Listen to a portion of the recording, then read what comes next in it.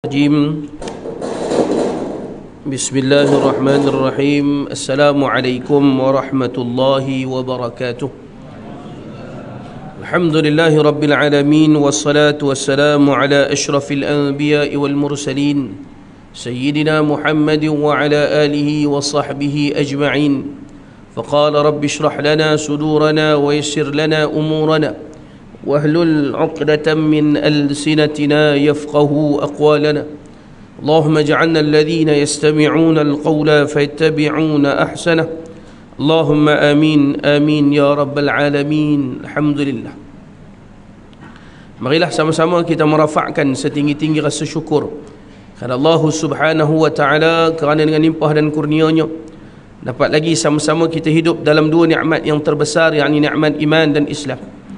Salawat dan salam ke atas junjungan mulia Nabi besar kita Nabi Muhammad sallallahu alaihi wa ala alihi wa baraka wasallam, ahli keluarga baginda, para sahabat baginda, para tabi'in, atba' tabi'in, alim ulama, tuan-tuan guru yang telah menyambung risalah dakwah sehingga sampainya Islam kepada kita pada hari ini, alhamdulillah. Yang saya seluruh lindu kuasa surau An-Nur, para asatizah, pimpinan masyarakat muslimin muslimat, sidang jemaah yang dikasihi Allah Subhanahu wa taala sekalian. Pertamanya syukur kepada Allah Subhanahu wa taala, malam ini Allah taala pilih kita untuk hadir menunaikan solat fardu maghrib secara berjemaah, yang dalam ramai-ramai orang yang ada di seksyen 20 ini, Allah pilih kita untuk meluangkan masa di sini, dapat menunaikan solat fardu maghrib, dapat menikmati kenikmatan yang sangat besar, iaitu nikmat iman dan Islam, yang disebut oleh para ulama kedua nikmat tadi sebagai akbarun ni'am. Maka syukur banyak-banyak kepada Allah Subhanahu wa taala. Yang keduanya, marilah kita memperbanyakkan ucapan selawat dan salam ke atas sahibul mi'raj, iaitu Nabi besar kita Sayyidul Wujud Rasulullah sallallahu alaihi wasallam.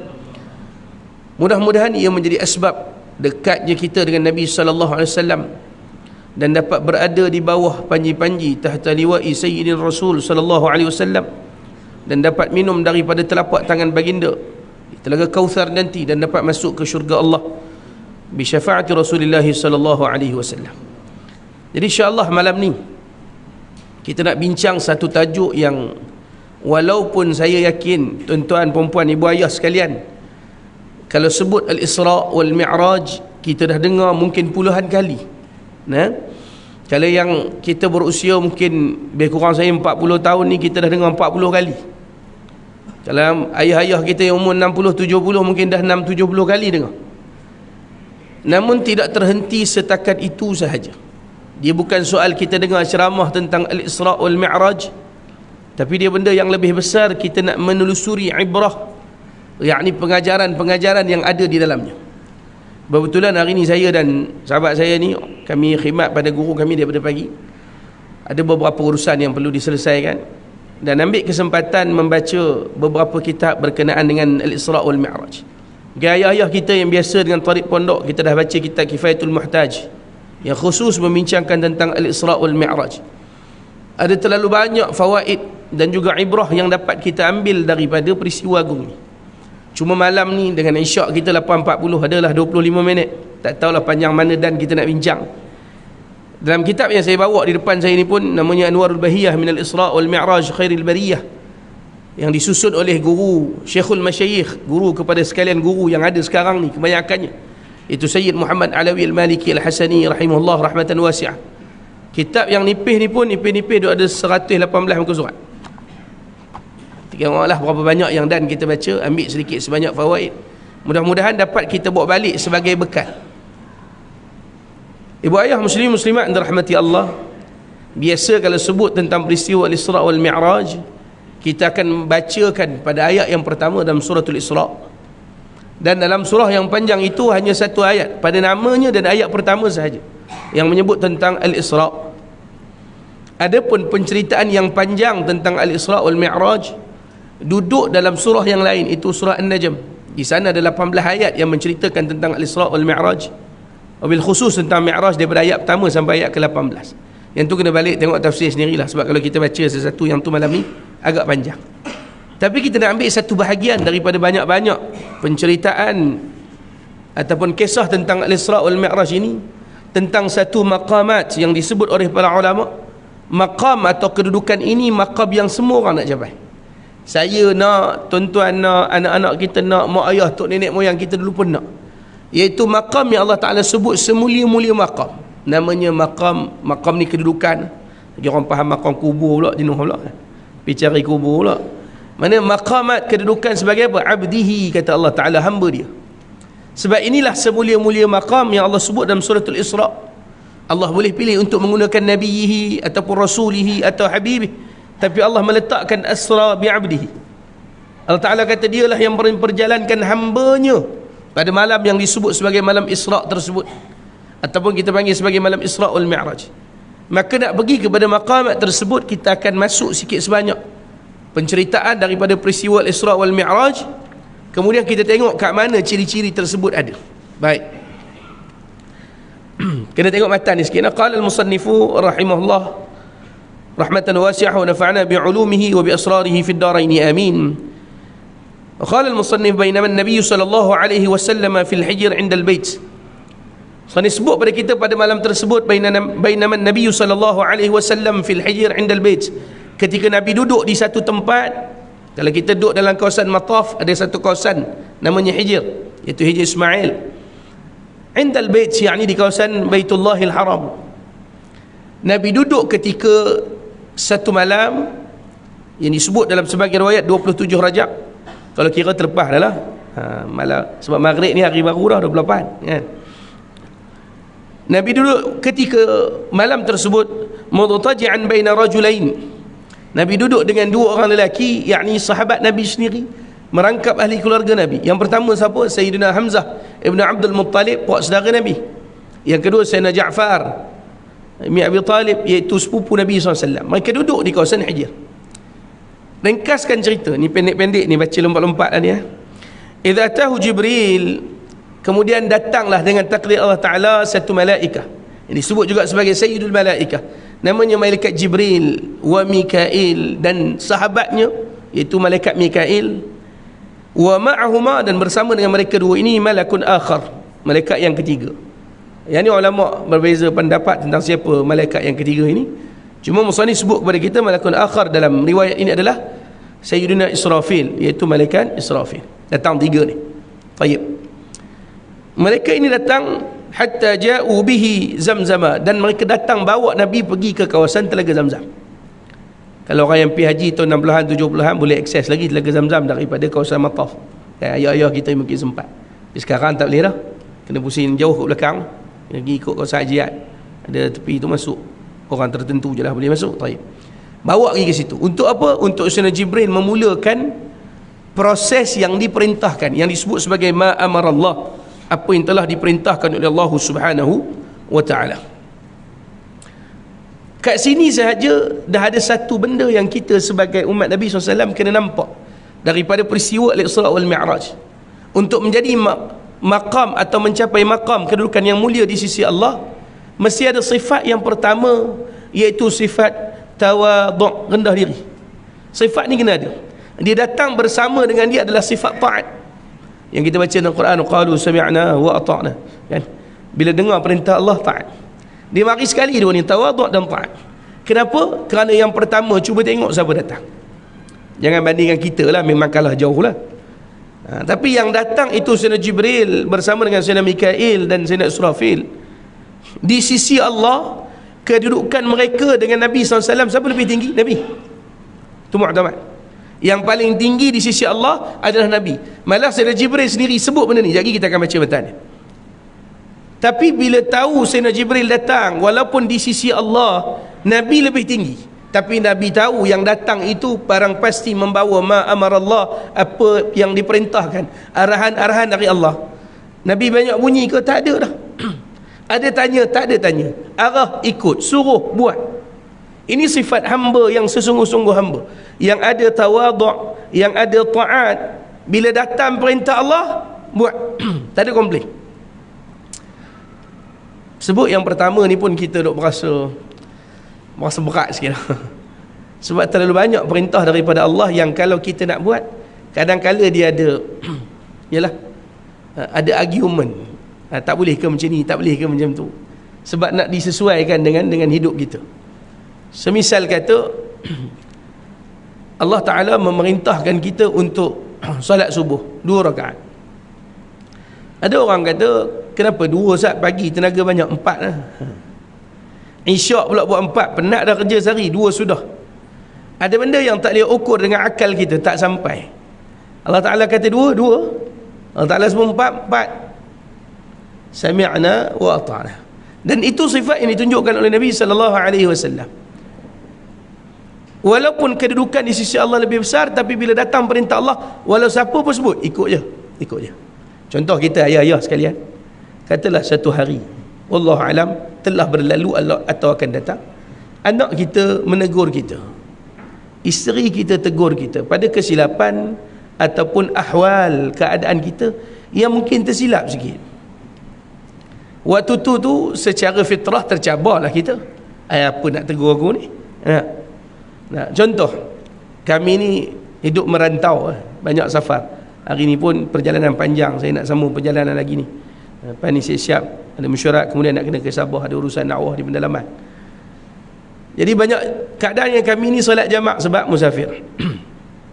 Sehari ni cerita ringkas, dan satu hari ni saya balik rumah sampai isyak dah, tapi saya dah semayang lah pasal jamak. Teruslah duduk depan TV, buka TV sekejap, ada game bola, MU lawan apa, masa saya pun lupa. Anak saya baru 2 tahun, sekarang dia dah 5 dah budaknya. Dia terus datang, dia kata, abah, tak baik tengok bola belum solat. Yang disebut tu betul tak? Betul. Saya dah solat, dia tak tahulah, 2 tahun erti apa masa tu. Tapi kalau nak layan ego kita sebagai ayah, boleh tak nak marah? Boleh. Kalau kita tak semayang lagi pun, sabarlah nanti ayah semayang, kita boleh sebut. Tapi yang dia sebut tadi adalah ma'amarallah, apa yang Allah Ta'ala perintah. So pilihan yang ada waktu tu, tuk TV semayang, kalau kita tak semayang ni. Saya senyum seorang bila dia sebut tu. Aku baru baca kitab tadi, ni anak mari sebut. Real test, kena terus. Tapi mujur semayang lah kan? Nak sebut bahawa tak kira lah dari sudut kedudukan, kita mungkin lebih tinggi sebab kita ayah. Tapi bila datang perintah Allah dari siapa pun, taat, buat. Nabi ajar kita gitu. Baik. Kemudian saya tak mau sebut lah khilah-khilah dia tu, tuan-tuan boleh baca sendirilah, balik tengok dalam kitab lah. Sebab ada riwayat sebut di rumah Sayyidatina Ummu Hani, juga sepupu Nabi SAW. Rumah Sayyidatina Ummu Hani ni pun dalam kawasan Mattah tu juga. Cuba tengok kat kawasan Bina Uthmaniyah, tepi tu ada satu tiang warna macam coklat sikit, itu tapak rumah Sayyidatina Ummu Hani. Boleh tengok dalam, ataupun tengok di Facebook saya lah. Saya di Facebook ni memang saya fokus penulisan tentang sirah. Yang tu nak baca yang tu tengok sana lah. Kita tak bincang khilah-khilah tu malam ni, masa kita pendek, insyaAllah. Baik.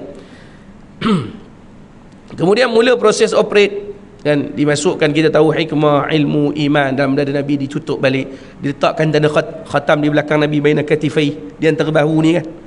Kita panggil apa, belikat ke belakang ni kan, ada tanda lebih kurang besar ni, tanda khatamun nubuwah. Itu selesai, kita makruf dah. Baik. Kemudian datanglah pengajaran yang kedua.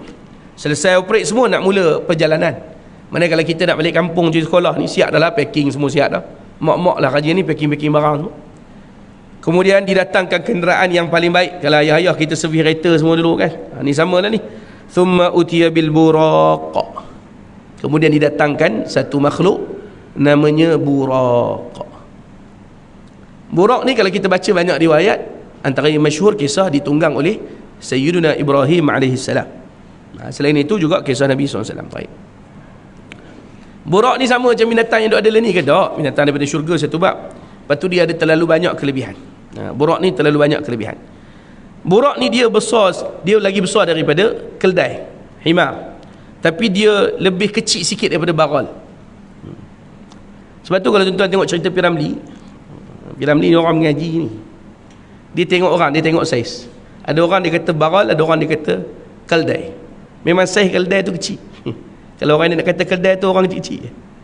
Wazan. Kalau yang kata baral tu saiz besar sikit. Rupanya memang beza. Sebab apa? Baral ni dia kacuk antara kuda dengan keldai, dia duduk tengah-tengah saiz. Dan buraq ni sizing asal dia mabainah, antara dua tu lah. Baik. Warna dia apa? Abiyad, putih. Dan buraq ni dia sangat powerful. Allah Ta'ala bagi kelebihan kat dia. Kaki dia ni lebih kemah daripada mana-mana suspension adjustable yang kita ada atas muka bumi sekarang. Kalau tuan-tuan pakai mana-mana adjustable, cornering boleh layan 180, 200, Buraq lagi stable pada dia. Sebab Buraq ni waktu naik bukit dia boleh panjangkan kaki dia yang belakang sehingga boleh naik macam tu. Jadi tak berasa orang belakang. Ketika turun bukit dia boleh panjangkan kaki dia yang depan sehingga boleh turun gitu. Tak rasa apa. Turun naik bukit rasa sama je. Dan dengan dua sayap yang Allah Ta'ala bagi kepada dia, dia boleh kepakkan sayap dia tu, membantu kakinya melangkah selangkah sejauh mata memandang. Maka tak ada masalah lah Nabi nak bergerak pada satu malam. Sebab tu Allah Ta'ala kata asra, aku yang jalankan. Maka bila Allah Ta'ala berkehendak, laju mana pun boleh. Baik. Tapi dengan kelebihan ini Buraq dia mari sifat rasa power tu, duduk tak diam depan Nabi ni, duduk tak diam, bergerak sana bergerak sini. Maka dia menyukarkan untuk Nabi naik atas dia. Ni tengok, Nabi tunjuk sifat yang kedua. Bukan sekadar tawaduk dan taat, tapi Nabi tunjukkan sifat sabar di atas setiap ujian. Nak naik susah ni, Nabi nak naik dipusing orang. Nabi nak tunjuk power. Yang marah kat dia siapa? Malaikat Jibril marah. Fa wada'a Jibril yadahu ala ma'rafatihi. Kemudian malaikat Jibril pun memegang kepala Buraq tadi. Macam kita marah kan anak kan, duduk tak diam pegang, duduk diam je ayah nak cakap ni. Gitulah. Fa wada'a Jibril yadahu ala ma'rafatihi thumma qala, Jibril pun pegang kepala Buraq dan berkata, dia kata apa? Ala tastahi ya Buraq? Kamu tak malu ke Buraq? Sini Jibril sebut kat Buraq ni. Fa wallahi ma rakibaka, demi Allah yang nak naik belakang kamu, tunggang kamu ini, khalqun akramun, ini adalah sebaik-baik ciptaan yang paling mulia, akramun. Di sisi apa? Alallahi minhu, di sisi Allah jauh lebih baik daripada kamu. Yang rasa power sangat boleh terbang. Nak ajar kepada kita, Nabi SAW saat diuji, Nabi sabar. Dan juga orang yang diuji dengan kelebihan. Mungkin macam Buraq ni kaki hebat, sayap power, langkah jauh, rupa cantik. Dengan kelebihan yang Allah bagi, jangan kita angkuh dan sombong. Jangan. Sebab Allah Ta'ala boleh cabut pada bila-bila masa. Dia nak ambil, dia ambil. Saya 29 Syaban tahun lepas, Allah Ta'ala uji dengan tiba-tiba isteri saya jatuh sakit, immediate kena operation dan bedridden, 5 bulan tak boleh buat apa sepenuhnya. Pakai pampers, makan kena suap teruk. Selepas saya baru selesai kuliah, saya kuliah di 25 ni surah 23 surah Jannah. Saya baca di situ kitab Nawar bagi hati. Minggu tu tajuk dia apa? Sabar. Balik tu saya kena uji terus, immediate. Hancur lebu perasaan. Isteri yang sihat tiba-tiba tak boleh bangun, tak boleh buat apa. Saya terpaksa batalkan semua kuliah. Bukan tangguh, batal terus. Sebab doktor kata mungkin 2 tahun. Bedridden sepenuhnya, makan kena suap, pakai pampers. Waktu tu diuji, tak berkecamuk perasaan, berkecamuk. Tapi Alhamdulillah Allah Ta'ala takdirkan ngam 11 bulan. 1 Syaban baru ni Alhamdulillah pulih sepenuhnya biiznillah ya azza wa jalla. Tapi nak sebut bila kita kena uji baru tahu yang aku mengajar tu senang. Sebut senang, kena uji susah tuan-tuan. Kurus saya separuh daripada saya sekarang waktu tu. Ni nampak sihat balik ni, isteri sihat lah ni. Kan? Tapi nak sebut cakap memang mudah. Ketika Allah Ta'ala beri baik ujian ataupun baik kesenangan, ada orang hilang, habis, lupa Allah Ta'ala. Maka dua-dua sahib dalam peristiwa ini. Yang pertama Nabi SAW ajar ujian macam mana pun sabar. Dan diajarkan kepada kita oleh Allah Ta'ala, oleh Buraq tadi, kalau Allah Ta'ala bagi kelebihan, jangan sombong, jangan rasa hebat. Sebab akan ada yang lebih mulia di sisi Allah berbanding kita. Pangkat dunia ni la yuntafa'u bihi, tak ada manfaat. Apa yang kita ada sampai masa habis, sampai masa binasa, fana. Jadi jangan sombong. Tapi Buraq ajar kita pengajaran yang ketiga. Apa pengajaran yang ketiga? Fastahya. Buraq yang ada kelebihan macam-macam, yang naik belakang dia Nabi dan Rasul, baik Nabi Muhammad dan yang sebelumnya, bila ditegur oleh Sayyidina Jibril alaihissalam, terus dia malu. Hidup tak diam, tak ada. Hatta arfadda araqan wa qarra hatta rakibaha. Dia punya malu tu sampai terduduk berpeluh-peluh dia, sehinggalah Nabi naik atas belakang ni. Duduk tak diam lagi, kedak dah. Ni sifat seterusnya yang dia ajar kepada kita, iaitu orang yang sedia untuk diislah. Kita ni makhluk Allah Ta'ala, banyak kurang, banyak lemah. Bila kena tegur, apa yang perlu baiki, baiki. Jangan melawan. Tak ada cerita tiba-tiba Buraq sepak malaikat ke, tak ada. Kena tegur tu pakai senyap. Orang Kedah kata habis ngayak tu duk senyap. Tapi mana nak pakai tunduk senyap berpeluh-peluh. Kita kadang ditegur kita masih rasa besar lagi. Kita masih rasa hebat lagi dengan pakaian dunia. Sedangkan pakaian dunia ini sifatnya mata'ul ghurur. Dia akan habis, akan binasa. Tak payah, jangan kita rasa besar. Yang ni sering kali disebutkan oleh guru kami, Syekhuna Fadilatul Syekh Abu Zahra Abdullah Tahir Hafizahumullah. Beliau selalu pesan kepada kami tentang perkara ini.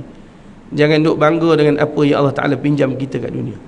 Allah Ta'ala nak cabut, boleh cabut bila-bila. Sungguh dia nak cabut bila-bila, dia boleh cabut. Tayyib.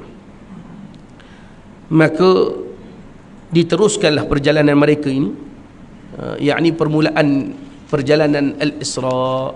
Ni belum mula jalan, ni baru nak jalan. Tayyib. 8.34 6 minit kena isyak baru nak mula jalan.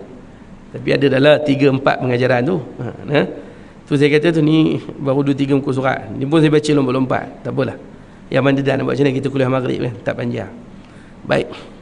Fasaru, mereka pun berangkatlah. Berangkat gimana? Memulakan perjalanan. Memulakan perjalanan. Hatta balaghu ardan zata nakhlin, sehingga sampailah ke satu tempat yang telah ditentukan oleh Allah Subhanahu wa taala, yang tempat itu balaghu ardan zata nakhlin, tempat yang subur dengan tumbuh-tumbuhan, yakni tumbuhan nama dia apa? Tamar, buah kurma. Ni dekat-dekat Ramadan ni hari-hari orang jual kurma rata-rata. Tempat ni subur dengan kurma. Dan disebutkan tempat ni antara kurma yang terbaik di dunia. Sekejap lagi kita sebut. Tapi jangan ingat bila saya sebut macam ni maknanya saya jual kurma, tak ada. Tuan-tuan nak cari kurma pergi cari kedai, saya tak jual. Ni sebut sebab ada kisah ni je. Sampai kat tempat tu Sayyidina Jibril tak bagi tahu lagi. Terus dia kata apa? Faqala lahu Jibril, Jibril pun bagi tahu pada Nabi, ya Rasulullah, inzil, turun. Fasalli ha huna, semayang kat sini ya Rasulullah. Nabi buat apa? Fa fa'ala, Nabi turun semayang. Ada tanya? Tak ada. Ada komplain? Baru jalan suruh semayang? Tak ada. Semayang. Tu sifat Nabi SAW. Ada komplain. Ni anak-anak, tadi tengok anak-anak ramai. Saya biasa point ni saya sebut anak-anak. Mereka duduk di luar kot. Mak dengar tak luar? Dengar kot dah. Ni anak-anak yang duduk main sambil-sambil dengar ni. Bila mak suruh semayang, semayang. Naik biru dah muka mak tu bagi-bagi. 5 minit, 5 minit, 5 minit sampai rapat pukul 7 tak makik semayang ni. Mak pun tukar colour dah, biru, hijau, kuning dah. Sebab apa? Kejut kita tak bangun. Anak-anak ingat. Tengok Nabi pun bila malaikat suruh, takkan nak suruh panggil malaikat main gerak kita bagi-bagi. Kan? Malaikat Jibril kata apa? Ya Rasulullah, inzil, turun, boleh ke? Nabi tak kata apa, turun. Fasalliha huna, semayang sini, semayang.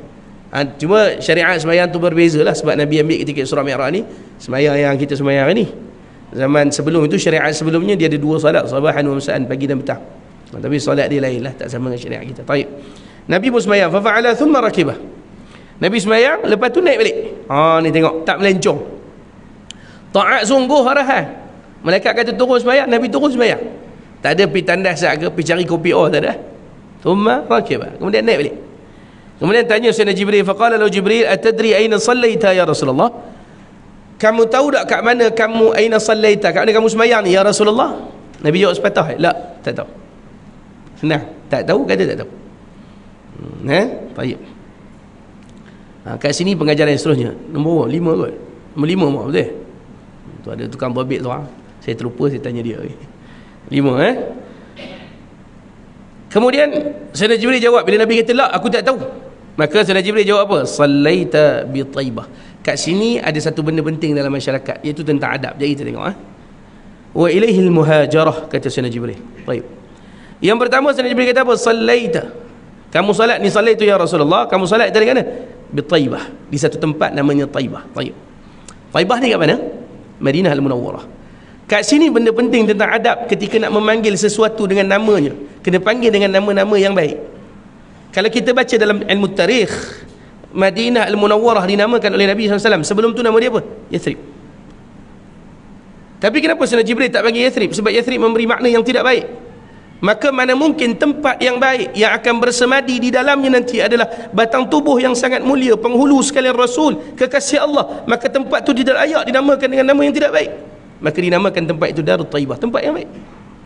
Sebab tu kalau kita nak tengok dan nak panggil, nak sebut, pastikan tengok, panggil dan sebut dengan penglihatan yang baik, sebutan yang baik dan panggilan yang baik. Siapa aja? Sayyidina Jibril aja dalam peristiwa Isra wal Mi'raj. Dan ada lagi cerita panjang, siapa yang ada kitab Subulul Huda wal Rasyad di rumah boleh buka kisah Sayyidina Tuba' yang datang ke Madinah 1000 tahun sebelum kelahiran Nabi SAW. Juga tidak memanggilkan tempat itu dengan nama Yathrib. Disebut Darut Taibah, tempat yang baik. Kitab tu panjang besar sikit lah. Kalau yang ada di rumah boleh balik baca, sedap.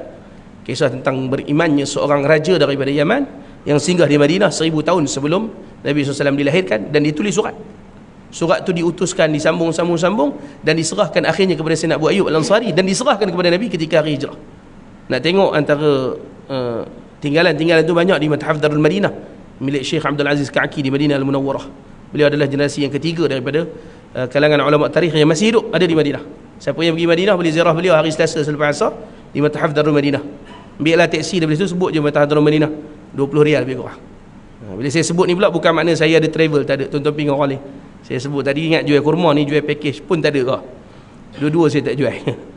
Tersebut ni supaya tuan-tuan boleh pergi cari nanti. Biar kita dapat rasa nikmat dan tentang perkara tersebut. Baik.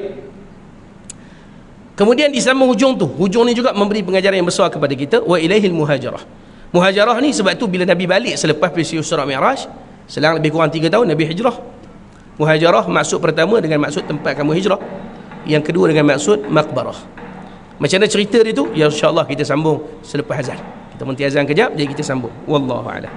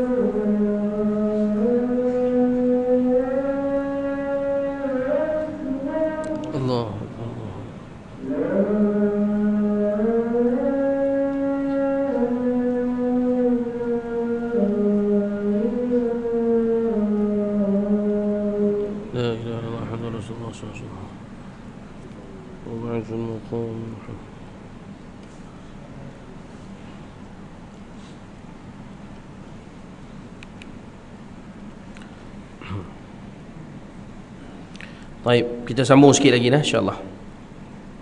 Kata Sayyidina Jibril tadi, sallaita bi Taibah wa ilaihil muhajarah. Yang pertama adab kita nak panggil sesuatu, panggil dengan baik. Panggil panggilan yang elok-elok. Kalau orang, mestilah panggilan itu dengan maksud yang baik. Sebab tu sahabat Nabi ada nama yang Nabi biar je kekalkan yang asal, ada nama yang Nabi ubah kepada maksud yang lebih baik, sebab maksud tak elok.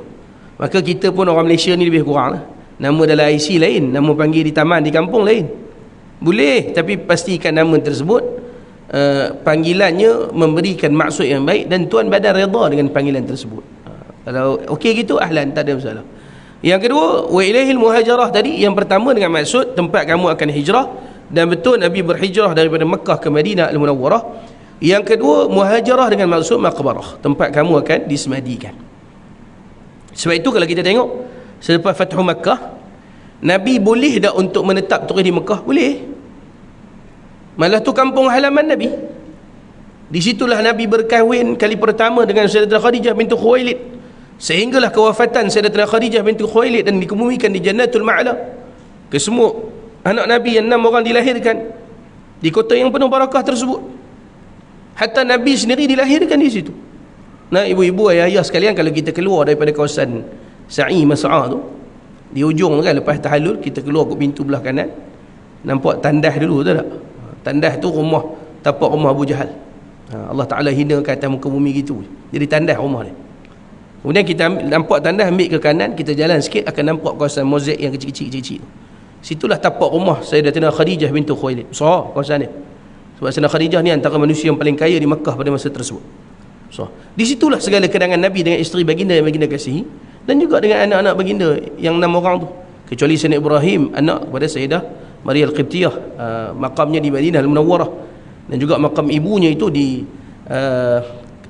kalau ambil teksi ni lebih kurang 20 minit daripada Masjid Nabawi, pergi kepada satu kawasan nama Masyrabah Ummu Ibrahim. Di situ ada makam Sayyidah Maria Al-Qibtiyah, ada gambar pun ada, saya post kat Facebook, boleh tengoklah. Baik. Kemudian daripada kawasan rumah Sayyidah Khadijah tadi, kalau terus tu kita nak pergi ke depan tu baliklah, ke Safwah apa tu, ambil kiri nak menghala ke Ajiat. Di sana ada satu maktabah, bangunan warna kuning, warna tu kekal lagi sampai sekarang.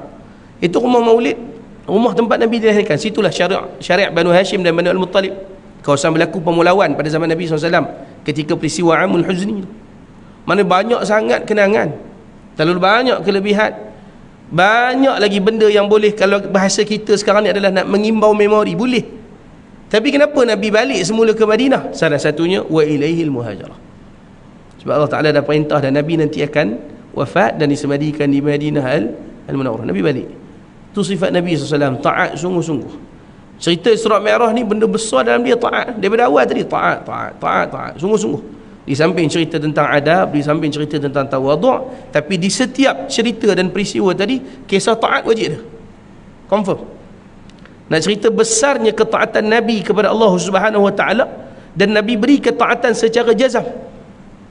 Kemudian berlakulah peristiwa yang macam-macam lagi. Nabi singgah sehinggalah akhirnya sampai ke Masjidil Aqsa. Panjang ni kalau nak baca semua satu-satu ni kan.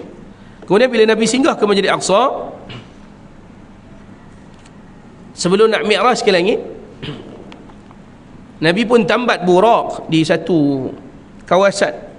Kemudian Nabi masuk solat, kemudian mi'raj ke langit. Di situ pun ada satu lagi kisah tentang pembuktian keimanan. Berlaku ketika mana kafilah dagang yang dipimpin oleh Sayyiduna Abu Sufyan, tapi waktu tu dia belum bermeluk Islam.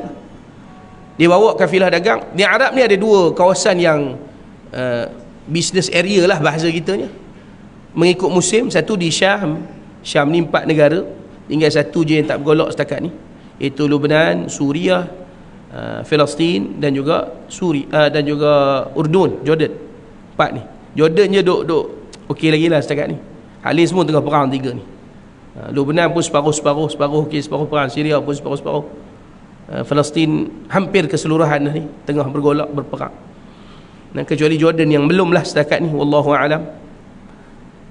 Yang keduanya di bawah ni, di belah Hadramut, di Yaman. Zaman tu yang buka jalan tu pun Datuk Nenek Nabi SAW, itu Sayyidina Hashim, antara orang yang sangat mahir dalam perniagaan. Boleh baca dalam kitab Tuhfatul Muhibbin. Yang tu ada cerita tentang semua silsilah Nabi SAW ke atas, yang mana mereka ini ada kepakaran masing-masing. Tu panjang pula kita cerita. Tapi salah seorang yang membuka road untuk bisnes tu Sayyidina Hashim. Taib. Maka ketika satu musim ni Sayyidina Abu Sufyan bawa lah kafilah dagang tadi pergi berniaga di Syam, ditahan oleh pemuka Rom pada masa tersebut. Namanya masyhur sebenarnya di kalangan masyarakat kita, cuma orang tak perasan dia hidup zaman Nabi SAW, iaitu Harakal atau kita panggil Hercules. Hidup zaman Nabi SAW sampai seruan Islam kepada dia, dan dia telah pun menerima pada peringkat awal. Dia setuju, sebab bila ditanya Sayyidina Abu Sufyan, waktu tu Sayyidina Abu Sufyan belum memeluk Islam. Jadi bila dia asak dengan soalan, Sayyidina Abu Sufyan terpaksa mengatakan ya. Maka dalam ilmu dia, kriteria ni Nabi, ni Rasul, mana Nabi SAW tu betul. Maka Sayyidina Abu Sufyan cuba twist masa tu. Yalah, waktu tu belum Islam, tapi selepas Islam Masya Allah menjadi sahabat yang sangat kanan dengan Nabi SAW. Sayyidina Abu Sufyan kata yang lain mungkin betul, tapi kalau aku cerita satu benda, confirm kau kata Nabi Muhammad ni menipu. Maka kata Harakal apa dia? Dia kata dia cakap datang daripada Mekah, mari tempat engkau, naik ke langit, turun patah balik satu malam. Maka Harakal kata kalau gitu hak tu tipu kot. Bangun seorang batrik. Batrik ni ustaz dia lah, bahasa mudahnya, agamawan di kalangan mereka. Dia kata kalau yang tu aku kata betul. Maknanya dari sudut pembuktian lengkap dah untuk dia memeluk Islam, tapi kenapa dia tolak je kita tengoklah. Batrik ni kata kalau yang tu aku kata betul. Terdiam Abu Sufyan. Dia kata sejauh ini perjalanan 1600 kilo ada lagi orang bela Nabi SAW. Maka kata Harakal kepada Batrik, dia kenapa kata betul? Sebab pada suatu malam aku, mereka ni agamawan pun warisan, jadi keturunan aku ni memang tugas dia tutup pintu Masjid Al-Aqsa. Ada satu malam aku nak tutup tak boleh, dan dalam kitab kita sebut malam tak boleh tutup tu malam datangnya Nabi dan Rasul yang mereka salat di dalam ni dan tambat tunggangan dekat situ. Ni orang kafir tolong jawab.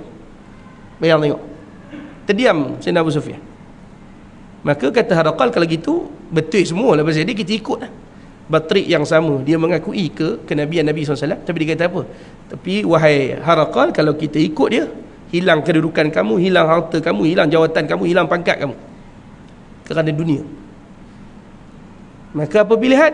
Maka jawab Batrik, kalau gitu, kalau kamu sanggup boleh.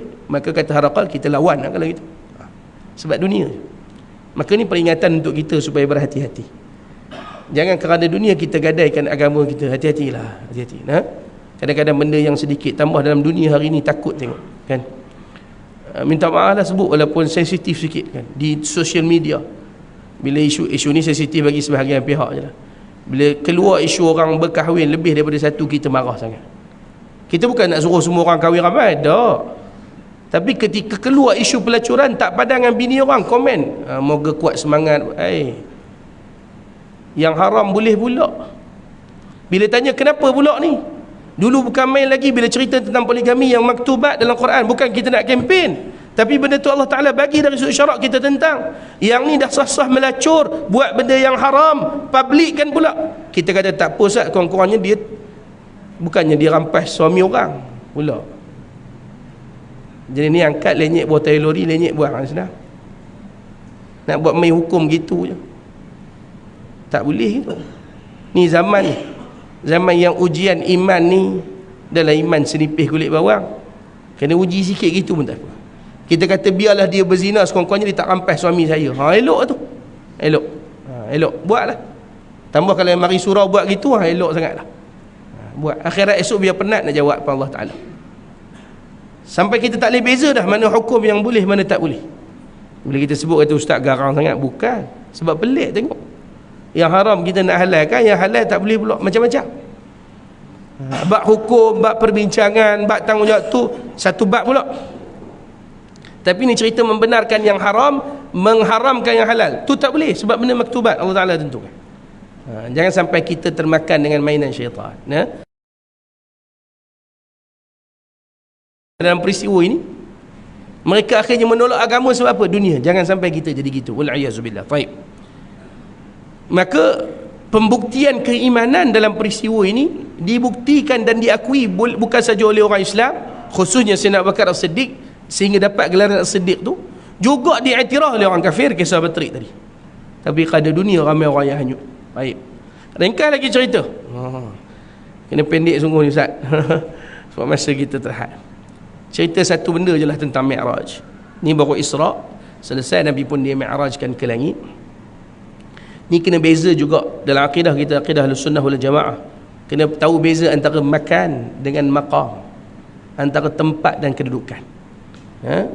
Yang Nabi naik ke langit sehinggalah ke Sidratul Muntaha, kemudian ke Mustawa, bukan makna Allah Ta'ala duduk di situ, tapi nak cerita tentang maqamul a'la, kedudukan yang tinggi. Nak ambil ibadat yang sangat mulia daripada Tuhan yang maha mulia. Sebab tu bila kita baca sungguh-sungguh, tak kira lah buka dalam Kifayatul Muhtaj, buka dalam Nur Bahiyah dan lain-lain kitab, Nabi naik ke Mustawa untuk apa? Bermunajat, memohon kepada Allah Ta'ala. Dan di atas tu disebut dengan jelas oleh musannif kepada kita, Allah Ta'ala buka hijab Nabi untuk melihat dengan apa yang Allah Ta'ala izin. Bukan lihat kat situ, bukan tentang makan, tapi tentang maqam, kedudukan yang tinggi dan mulia, bukan cerita tempat. Tu kena faham bagi elok. Sebab bimbang akhirnya kita jadi orang yang mujassimah ataupun musyabbihah, yang tu bahaya. Baik, sambung. Kemudian ketika Nabi Mi'raj ini, antara yang penting juga untuk kita ambil sebagai umdah kita umat akhir zaman ni apa dia? Ketika Nabi berjalan dalam peristiwa Mi'raj ini, wa bainama huwa yasiru idh huwa bimra'atin hasiratin an zira'iha wa 'alayha min kulli zinatin khalaqallahu ta'ala.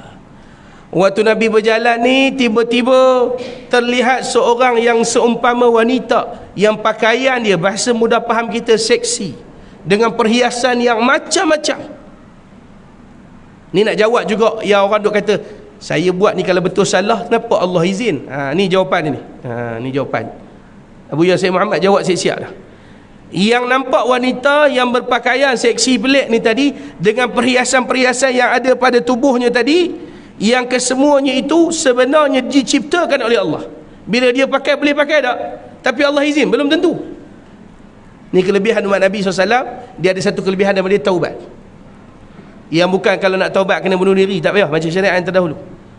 Dengan apa yang Allah Ta'ala bagi, kalau dah terlajak, sempat taubat sebelum balik jumpa Allah Ta'ala.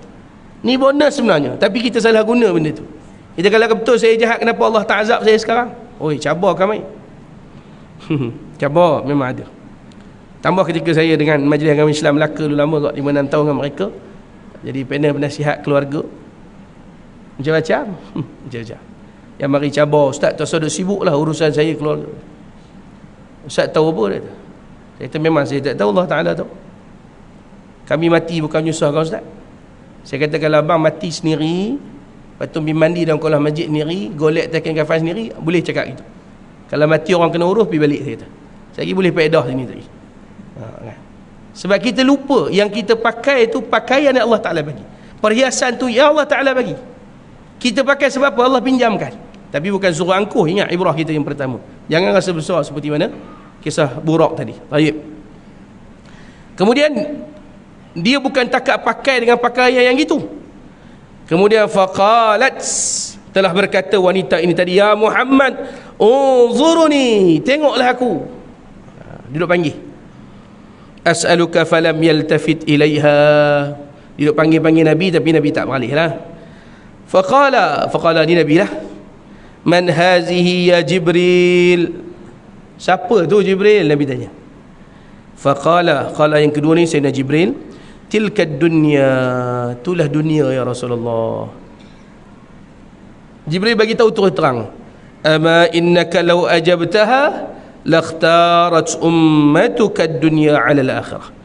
Kalau engkau pusing terima panggilan dia Rasulullah, umatmu akan menjual terbalik habis, akhirat tukar wang ambil dunia. Tapi sebab Nabi tak pandang, Nabi tak teringin pun nak tengok, maka Allah selamatkan. Sebab tu malam ni surau kita ramai, masya-Allah. Sebab tu sembahyang jemaah kita penuh, masya-Allah. Sebab apa? Sebab Nabi tak pandang dunia. Ada kisah yang lebih panjang tentang Nabi tak pandang dunia ni. Nanti tuan-tuan ni asatizah kita ramai ni, saya tengok jadual kuliah ramai kawan-kawan saya. Kenal Melaka, masya-Allah, kan? Dalam ni pun ramai asatizah, ada 2-3 orang yang saya kenal.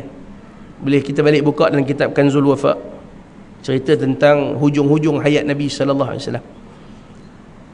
Ringkas je, paling ringkas ni dalam 3 minit terakhir ni. Nabi hujung-hujung hayat, kerap malam bila dah tidur semua orang, Nabi akan keluar daripada rumah. Kisah ni diceritakan oleh Ummuna Ummahatul Mukminin Sayyidatina Aisyah radhiyallahu anha dan dinaqalkan dalam kitab Kanzul Wafa. Juga ada kisah panjang dalam kitab Azwajun Nabi, saya ada ringkaskan dan ta'liq sikit kitab tersebut. Nama Jauharul Muhibbin fi Mahabbati Azwaji Sayyidil Mursalin. Boleh tengok kisah ni dalam tu juga. Nabi pergi mana? Nabi pergi dekat kawasan Jannatul Baqi' Al-Gharqad. Nabi pergi kat Baqi', kubur. Ni dalil ziarah kubur ni.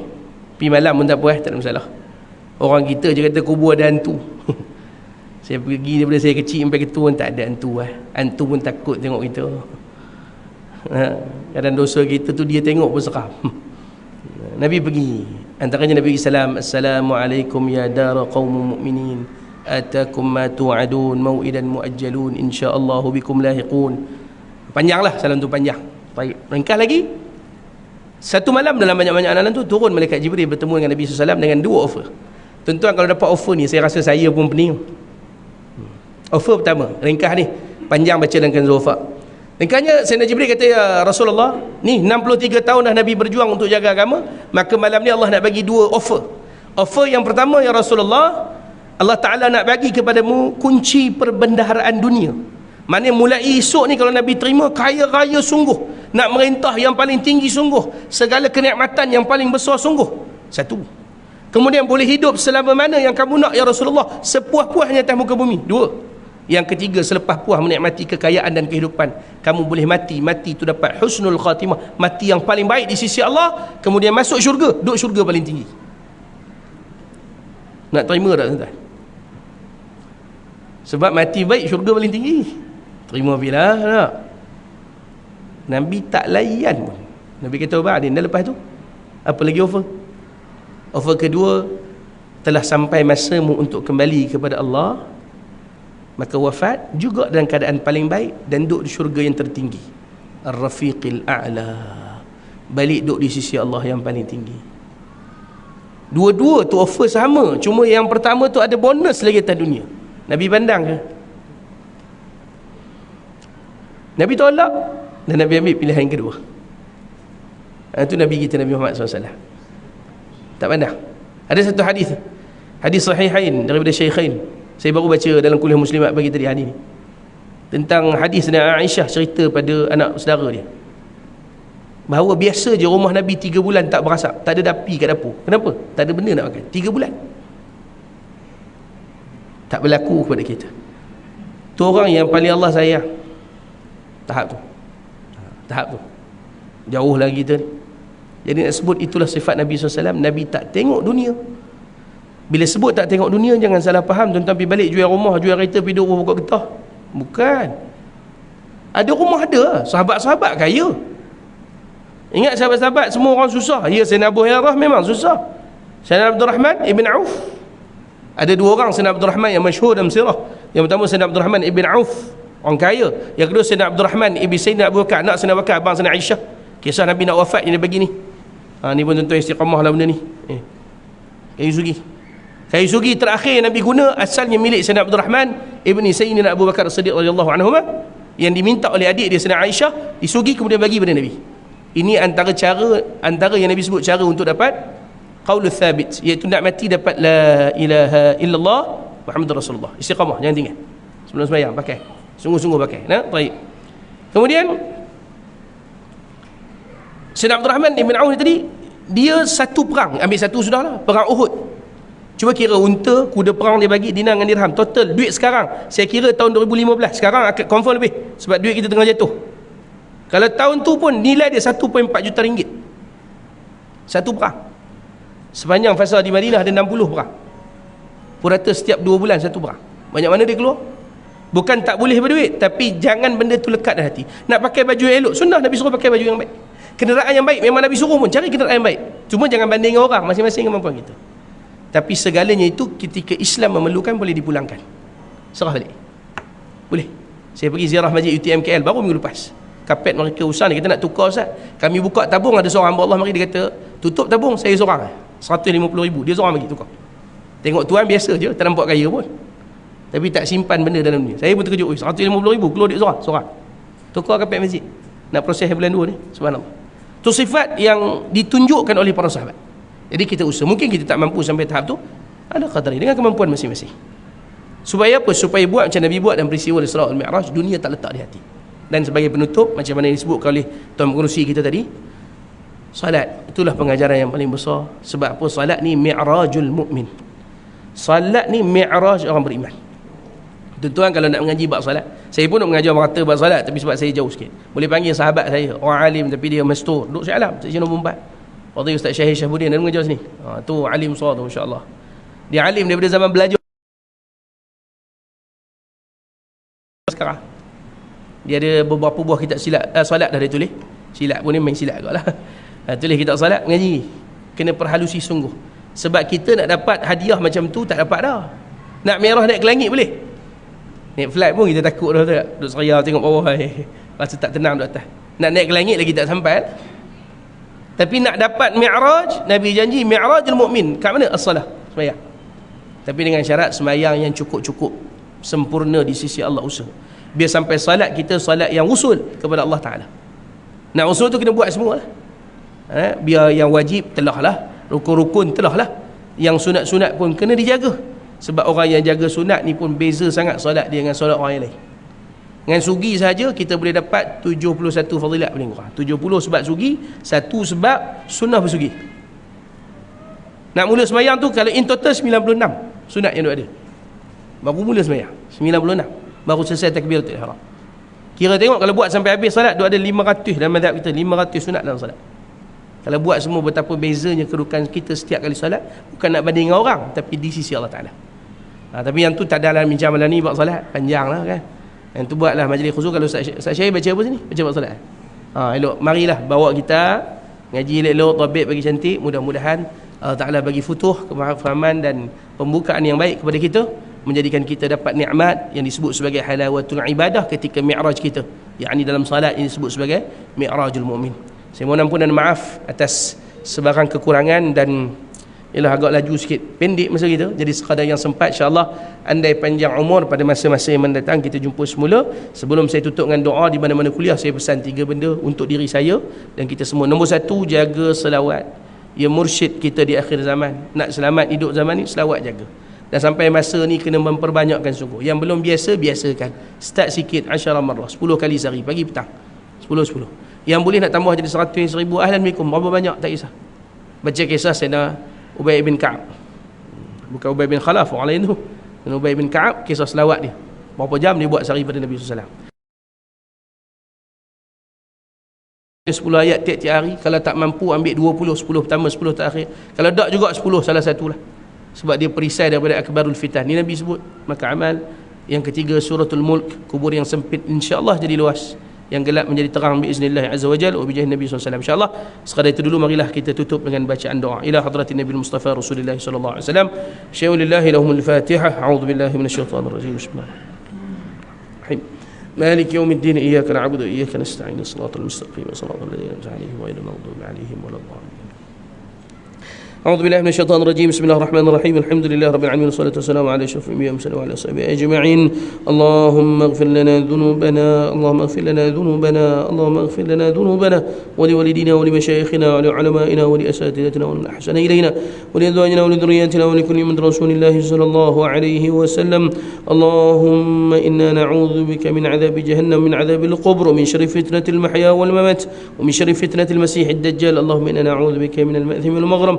اللهم اجعل في آخر كلامنا لا إله إلا الله محمد رسول الله. اللهم اجعلنا من أهل شفاعة رسول الله صلى الله عليه وسلم. اللهم حاسبنا حسابا يسيرا. اللهم بارك لنا في رجب وشعبان، وبلغنا رمضان، وبلغنا رمضان، وبلغنا رمضان في خير ولطف وعافية يا أرحم الراحمين. اللهم انصر إخواننا والمجاهدين والمستضعفين في فلسطين. اللهم عليك باليهود المعتدين الذين قتلون إخواننا في فلسطين. اللهم عليك بهم، اللهم عليك بهم، اللهم عليك بهم. صلى الله على سيدنا محمد وعلى صحبه وبارك وسلم، والحمد لله رب العالمين. أقول قولي هذا وأستغفر الله العظيم لي ولكم، والسلام عليكم ورحمة الله وبركاته. الله أكبر.